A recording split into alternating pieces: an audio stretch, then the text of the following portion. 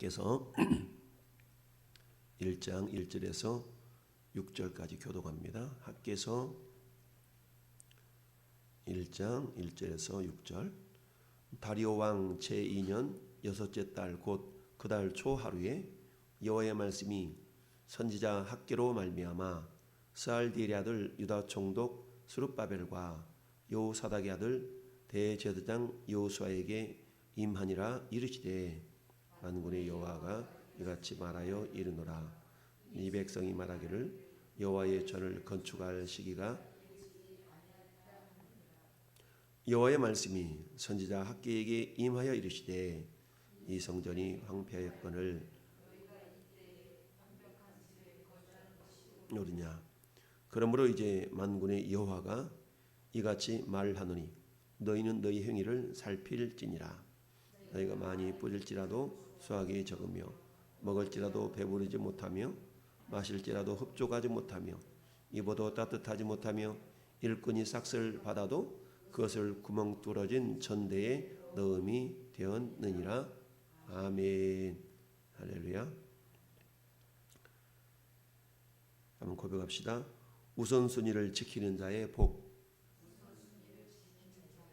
네, 우선순위. 우리 그렇잖아요. 우리가 살아가다 보면 우선순위라는 게 있죠. 우리의 행동이라는 것은 대부분 우선순위에 의해서 움직여지게 됩니다. 물론 내 몸 자체가 어디에 매여 있다면 그 매여 있는 조직이나 공동체에 우선순위에 있어서 움직여지게 되죠. 내가 아무리 이거 하고 싶어도 내가 군대를 갔다. 그러면 군대 그 조직이 이끄는 대로 움직여질 수밖에 없죠. 그러나 내가 자유하다면 내 스스로의 우선순위에 의해서 우리의 삶의 모든 행동이 움직여지게 되죠. 그래서 오늘 하루 이것이 중요하다. 그러면 그 중요성에 의해서 우선순위가 결정되어 그대로 행동을 하게 됩니다. 그런데 세상 사람들은 어찌한다 할지라도 우리 예수 그리스도를 구주 삼고 살아가는 사람들에게 있어서 삶의 우선순위는 항상 마태복음 6장 33절을 기억할 수 있어야 되죠. 너희는 먼저 그의 나라와 그의 의를 구하라. 그러면 이 모든 것들을 너희에게 더하시리라. 할렐루야. 우리가 살아도 주를 위하고 죽어도 주를 위하나니 우리가 사나 죽으나 주님의 것이로다. 그러니까 사나 죽으나 주님의 것이기 때문에 우리가 살아도 주를 위한다. 죽어도 주를 위한다. 그러니까 항상 우리의 삶의 우선순위는 주님이 되어야 되겠고 주님의 나라와 의를 구하는 그런 삶이 되어야 된다. 학개, 스가랴, 말라기 이 세 명의 선지자를 보통 포로 후기 선지자다라고 말합니다. 그래서 포로 후기 선지자라는 얘기는 하나님께서 메대 바사 초대왕이었던 고레스를 통하여서 너희들이 이제 유대 땅으로 예루살렘으로 돌아가서 성전을 재건하도록 해라 라는 고레스의 칙령을 받고 이게 주전 538년이었죠. 주전 539년에 고레스 메대 바사에 의해서 바벨론이 멸망을 당합니다. 그리고 새로운 메대 바사 즉 페르시아라고 그러죠. 페르시아가 새롭게 또 들어서게 되는데요. 페르시아는 지금으로 말하면 이란 지역을 중심으로 한 세워진 그런 나라죠. 그래서 메대 바사를 중심으로 해서 중동 지역, 근동이라고 그러죠. 그 중동 지역의 정세가 또 바뀌게 되는데요. 그때에 하나님께서 이 고레스의 마음을 감동해서 바벨론의 포로로 끌려갔던 유대인들을 향해서 이제 고향으로 돌아가도 좋다라고 말씀을 합니다. 그래서 이제 고향 땅을 향하여서 오늘 1절에 있는 것처럼 총독 스룹바벨과 대제사장 여호수아를 중심으로 1차로 포로에서 돌아오는 그런 역사가 나타나게 됩니다. 그래서 주전 538년에 칙령이 내려지고 537년에 이제 준비해서 포로에서 돌아오게 되죠. 그래서 포로에서 돌아온 목적이 예루살렘 성을 새롭게 재건하는 일과 그리고 성전을 또한 재건하는 일이 그들의 사명이었죠. 그래서 부푼 가슴을 이끌고 이제 예루살렘으로 돌아와서 성전을 건축하는데, 근데 사마리아 지역에 있었던 그때 사마리아 지역은 어떤 모습이었냐면 북쪽 이스라엘이 멸망을 당하면서 아수리의 세계 정책 중에 하나가 혼혈을 시키는 거였죠. 혼합 정책이죠. 그래서 저기 있는 사람을 이쪽으로, 이쪽에 있는 사람을 저쪽으로. 그래서 한마디로 말하면 반역을 하지 못하도록 민족 자체를 섞어버리는 그런 일이 있었던 겁니다. 그러다 보니까 사마리아 지역에는 이미 유대인뿐만 아니라 피가 섞여 있는 혼혈인들이 그곳에 많이 거주하고 있었죠. 그런 가운데에 성전 건축이 시작되다 보니까 그 사람들이, 사마리아인들이 방해가 있어서 2년이 채 되지도 않아서 결국 멈춰지게 되었고, 그 일이 오늘 말씀에 있는 다리오 왕까지 결국은 멈춰지게 됐다. 이때가 이제 다리오 왕 2년이 결국 주전 520년이거든요. 그러니까 520년이니까 536년부터 짓기 시작한 그 일이 결국 멈춰지게 되었다라는 것을 우리가 알 수 있어요. 그러니까 16년 동안 성전 건축이 멈춰진 그 상황이 지금 상황입니다. 자, 그런 상황에서 이제 다리오 왕은, 자, 메데파사 초대 왕이 고레스 왕이었죠. 그다음에 고레스 왕을 이어서 캄비세스 2세라는 사람이 페르시아 왕이 되었고, 이 캄비세스가 한마디로 말하면 자기 아버지가 제대로 정복하지 못한 그 땅 애굽을 정복하러 갔다가 저 헬라 저 밑에 있는 그리스 쪽을 정복하러 갔다가 애굽과 싸우면서 돌아오는 길에 자살을 했더니, 죽임을 당했더니 그랬다고 그랬죠. 그렇게 해서 이 다리오가 대신 또 왕이 되어서 통치를 한 그런 상황인데, 자, 이 다리오 왕 제2년 여섯째 달 곧 그 달 초하루에 여호와의 말씀이 선지자 학개로 말미암아 스알디엘의 아들 유다 총독 스룹바벨과 여호사닥의 아들 대제사장 여호사에게 임하니라. 이르시되 만군의 여호와가 이같이 말하여 이르노라. 그러니까 말씀이 임했다.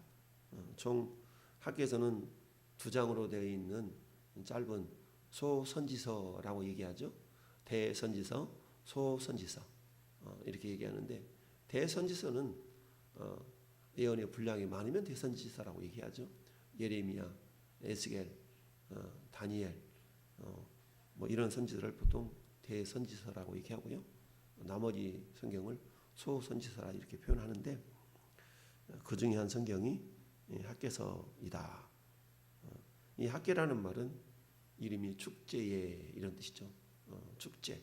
학개서는 자기 이름을 부를 때마다 너는 축제 가운데 있는 사람이야. 얼마나 기분이 좋겠어요.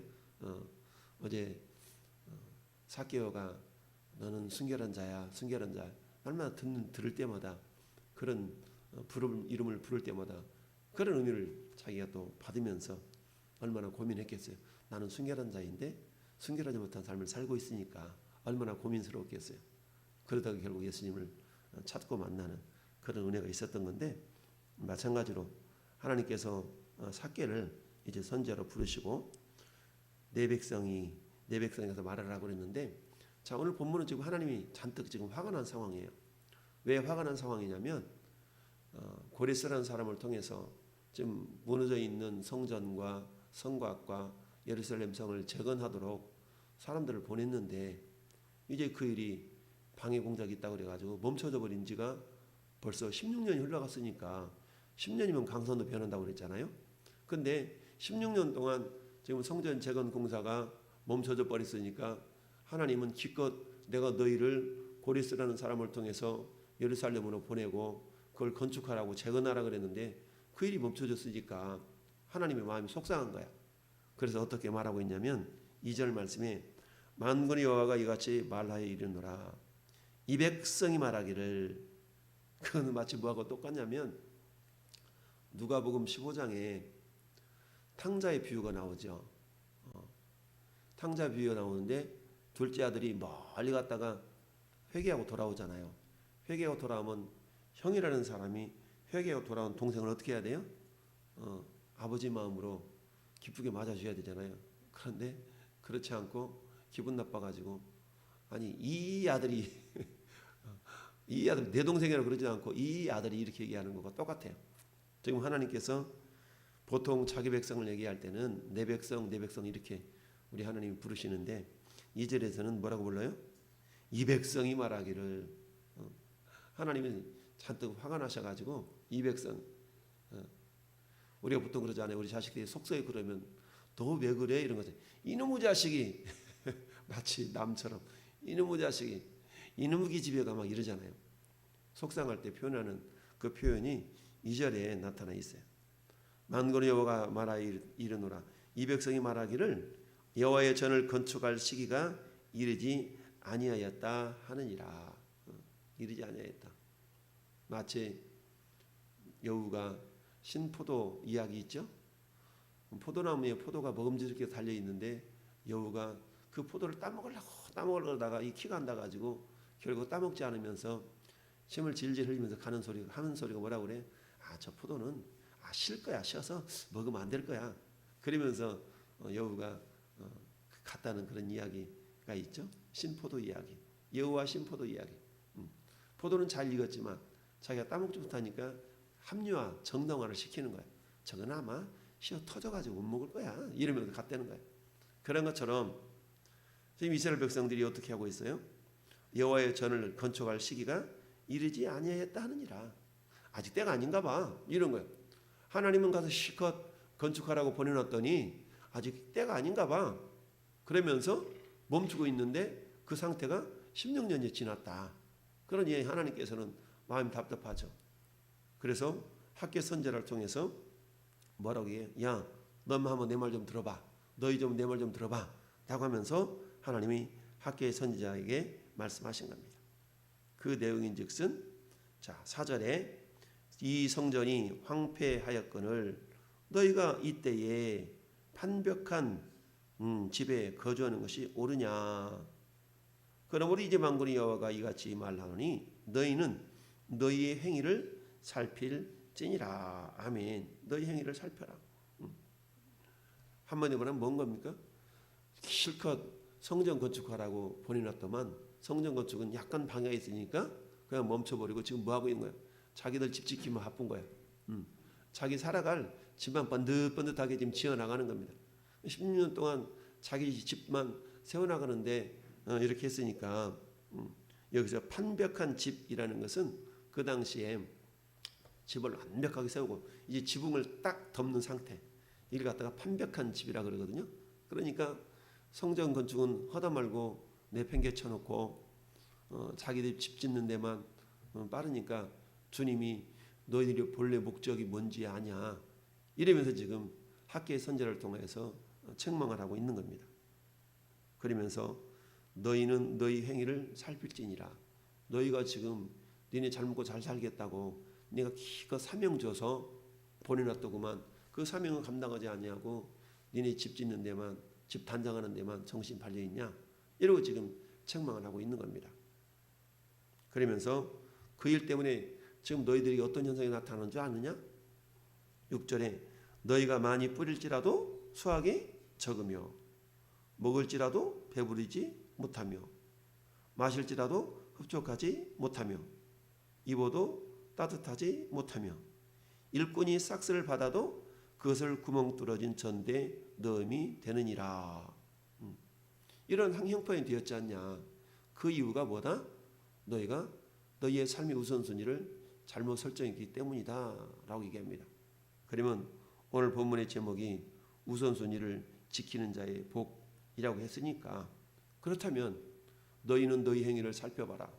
지금 너희들이 우선순위를 제대로 설정해서 살지 않았기 때문에 이러한 어찌 보면 6절과 같은 모습은 저주의 모습이잖아요. 그 저주가 변화해서 복이 되도록 하기 위해서는 너희의 삶의 우선순위가 제대로 설정이 되어야 된다라는 얘기입니다.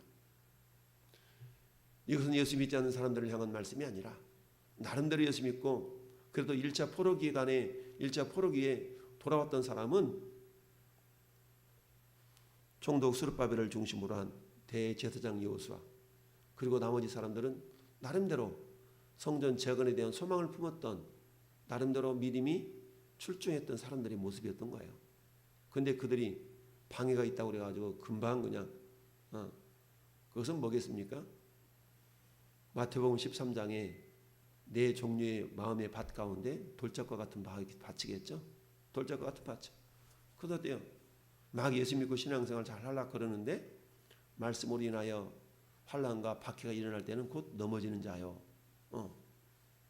어찌 보면 우리 하나님을 예배케 한 그런 성전을 제대로 세워나가야 되는 이런 사명을 감당해야 되는데 어때요? 주변 사람들의 방해가 있다고 해가지고 그 일을 멈춰버리고 이제는 자기 먹고 살 일만 아주 그냥 주구장창 열심을 뿜고 있는 그 모습이 하나님 보실 때 그닥 기쁘지 않았던 거예요. 그래서 내 백성 이러지 않냐고 이 백성 이렇게 주님이 부르고 있는 겁니다. 여러분, 이것도 역시 오늘 이 시대를 살아가는 우리들에게도 크게 다를 바가 없습니다. 먼저 주님의 나라와 의를 구하라. 이거는 성전 건축에 대한 이야기지만 보통 많은 교회들이 성전 건축할 때 이 본문을 들어서 부흥회도 하기도 하고 이러는데, 물론 이것을 빌며 삼아서 오늘날 눈에 보이는 예배당을 건축하라 이런 모습으로 사용하기도 하겠지만, 그것보다는 너희는 먼저 그의 나라와 그의 의를 구하라. 우리의 삶의 우선순위가 과연 어디 있는가를 늘 우리가 점검해 볼 수 있어야 됩니다. 우리 주님이 우리를 구원하신 목적이 뭐라고 그랬어요? 디도서 2장 14절에 우리 주님이 우리를 위해서 십자가에 못 박혀 죽으시고 우리를 구원하신 목적이 너희가 하나님의 선한 일에 열심을 뿜는 자기 백성 되도록 하게 해서 우리 주께서 우리를 구원해 내셨다라고 말씀했죠. 우리 어제 저녁에 살펴본 디모데후서 2장의 말씀도 어떤 말씀이었습니까? 그 말씀조차도 역시 어때요? 모든 선한 일에 준비함이 되리라. 모든 선한 일. 결국 하나님은 우리로 하여금 모든 선한 일에 준비해야 될 수 있는, 이게 뭐예요? 우리 삶의 우선순위가 되어야 된다. 그런데 어때요?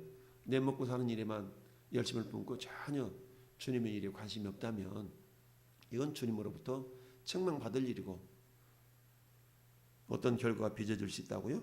많이 뿌릴지라도 수확이 없을 수 있고, 그 다음에 먹어도 배부르지 못하고 만족이 없다는 얘기죠. 마실지라도 흡족하지 못하며 입어도 따뜻하지 못하며 일꾼이 싹스를 받아도 그것을 구멍 뚫어진 전대에 넣음이 되느니라. 이게 자칫 잘못하면 악순환이 되는 거예요.